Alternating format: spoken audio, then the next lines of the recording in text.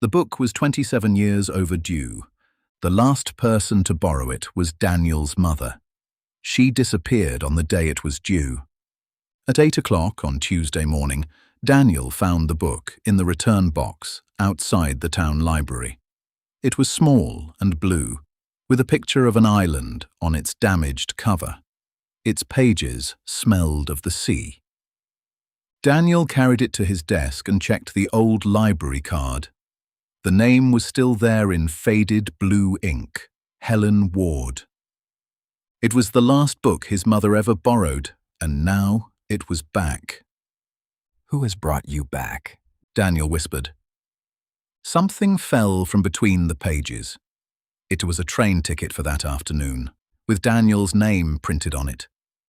The ticket was for the 4:10 train to North Point, a small station near the sea. There was also a map and a short note. The note said, "Daniel, take the 4:10 train, bring the book, follow the route marked in red on the map, come before 6, the tide will cover the path."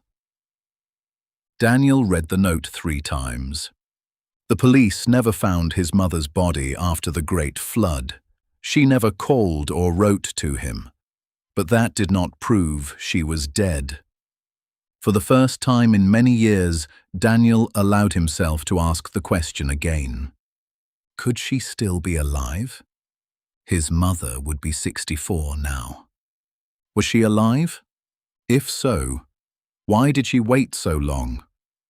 Why did she send a ticket instead of coming into the library? Daniel had no answers. Only one thing was certain: whoever returned the book wanted him to take the 4:10 train.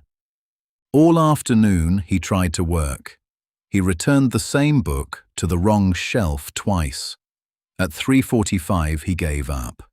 He picked up the blue book, locked the library, and walked to the station. The train followed the coast. Grey water moved below the high cliffs, and rain hit the windows. Daniel kept the blue book on his lap. When he opened it again, he noticed that 2 pages were stuck together. He carefully pulled them apart. A second train ticket fell into his hand. This ticket was old and yellow. The date on it was the day of the flood. The passenger's name was Daniel Ward. The ticket was for an 8-year-old child. Daniel read his own name again. His hands began to shake. After the flood, the police found his mother's bag near the station. Inside, they found an adult train ticket. His father believed Helen planned to leave them. Daniel grew up believing the same thing, but she bought 2 tickets. She was going to take him with her. The train reached North Point at 5:15. Using the map, Daniel followed a narrow path between the rocks. The tide was coming in. Small waves already covered parts of the path. At the end of the beach stood an old Coast Guard station. A man was waiting outside. He looked about Daniel's age, with short grey hair and a dark coat. "Daniel?" he asked. Daniel held up the book. "Did you return this?" The man looked at it but did not touch it. "Yes. My name is Peter." Daniel took out the old ticket with his name on it. "Did you know this was inside?" "Yes. It has been there since the night of the flood." "Then you knew my mother was planning to take me?" Peter looked at him. "I knew she was looking for you." "Where is she?" "I don't know." Daniel stepped closer. "Then tell me what you do know." Peter opened the door of the Coast Guard station. "It started here." Inside, the room was empty, except for an old wooden bench. Rain ran down the small windows. Peter sat down, but Daniel remained standing. "I was 9 years old," Peter began. "My family was visiting the coast. When water began to fill the streets, I couldn't find my parents. I ran in here, but a piece of the roof fell in front of the door. I couldn't get out. The water was rising when your mother heard me shouting. She pushed the wood away and pulled me outside. Then she helped me reach the station. And the book? Daniel asked. She carried it in her bag. At the station, people were getting on the last train. A police officer helped me onto it.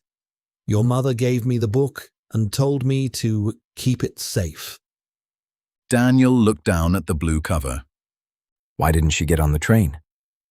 She asked if anyone had seen an 8-year-old boy. She said his name was Daniel. No one had seen you. Peter's voice became quieter. On the way to the station, she kept talking about you. She told me you always read the last page of a book first. She said you hated carrots and loved stories about islands. She said your name again and again. Daniel turned towards the window. Water now covered half of the path outside. Did she say anything before she left? She put the book into my hands and said, "Keep this for me. My son is still in town." Then she turned back. Peter looked out at the rising sea. From the train, I saw her run towards the town. A few minutes later, the flood washed the road away. I never saw her again. I don't know what happened after that. Daniel remembered that afternoon. The storm grew worse, so his father took him to his grandmother's house on the hill. The phone lines stopped working before Helen could call them. She had no way to know Daniel was safe. She was not trying to escape from her son. She was trying to return to him. For a while, neither man spoke. Finally, Daniel asked, Have you kept this book for 27 years? Yes. All these years, you knew she had gone back for me. Peter lowered his eyes. Yes. Then why have you waited so long to tell me? At first, I was a frightened child. My family moved away after the flood. Later, I was ashamed. Every year I waited made the next year harder. You could have found me. I know. I have no good answer. You could have come into the library this morning. I tried. I stood outside the door twice. I couldn't do it, so I put the book in the box. Daniel wanted to shout at him. He wanted those lost years back. But Peter did not ask for forgiveness. Why now? Daniel asked. My daughter has just turned 9. Last week I found her asleep with a book in her hands. I looked at her and understood what your mother gave me. I have carried that truth for too long. A wave reached the wall of the Coast Guard station. We should go, Daniel said. They walked back before the sea covered the path. Peter tried to speak once, but Daniel was not ready to listen. The next morning, Peter came to the library. Daniel opened the old record and found Helen's name. Beside it were the words "not returned." He changed them to "returned." Peter gave a small, nervous smile. Do I have to pay the fine? Not this time. I have brought it back too late. Daniel looked at his mother's name. Late is not the same as never. He put the book on his desk instead of returning it to the shelf. For 27 years, Daniel saw the same picture in his mind, his mother walking away. Now the picture changed. At last, he saw her turning back. Thank you for listening. I hope you enjoyed the story. Subscribe for more English stories. Keep learning and see you in the next video.